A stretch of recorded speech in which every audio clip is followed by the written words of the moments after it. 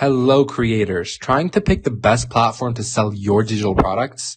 I've used Gumroad, Hotmart, and Kiwifi, and today I'm going to show you what these guys do. Let's dive in. Gumroad is a creator-friendly platform for selling digital downloads, courses, and memberships.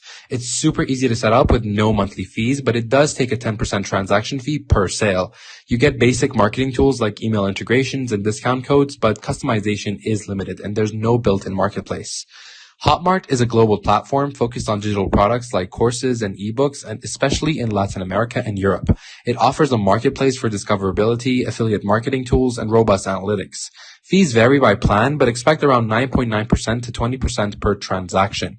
It's feature-rich but can feel complex for beginners.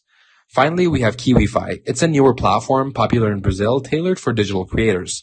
It's simple to use with a focus on courses and memberships. Fees are around 7.9 to 9.9% per sale, and it offers affiliate tools and local payment options.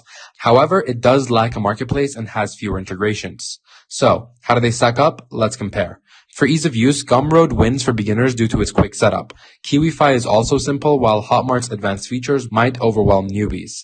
For features, Hotmart leads with affiliate tools and analytics, followed by Kiwifi.